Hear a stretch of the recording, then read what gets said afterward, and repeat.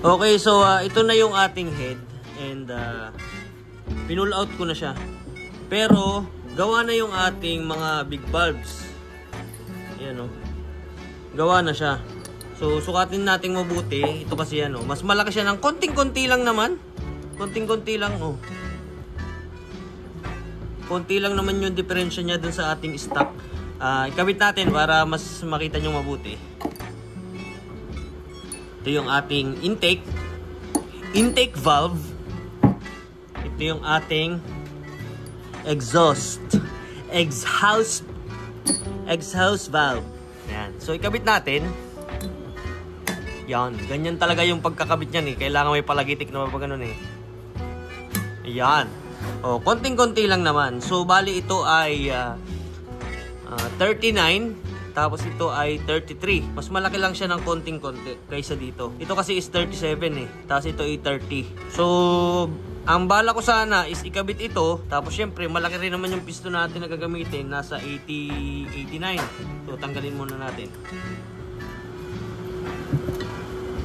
Yan. Pagtapatin natin ang ating stock at saka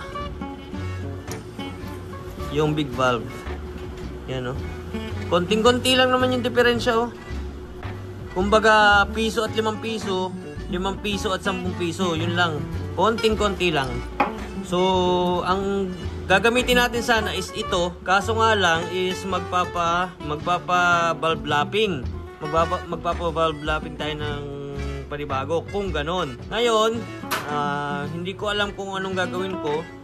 Comment down below na lang kung ikakabit ko ba talaga ito or hindi na. Since meron na rin naman tayo para hindi ito masayang, ikabit na rin natin to. Big valve siya. Naka big valve. Tapos, ang piston natin gagamitin ay 89mm. 89mm yun pa rin dati para salpakan na lang.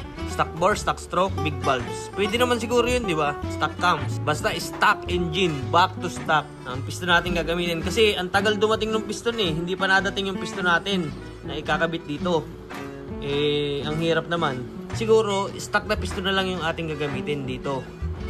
Back to stock tayo. Ngayon, hindi ko pa mapagdesisyonan kung gagamitin ko pa ba ito or hindi na. Kasi baka mag-overfit naman sa gas.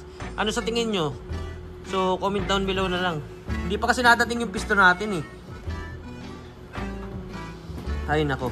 So, kung gusto nyong makita yung paggagawa niyan at nung nakuha na natin ito, punta lang kayo sa ating YouTube channel para mapanood nyo yung ating vlog regarding dito sa mga valves na yan at saka sa update sa ating build. Alright.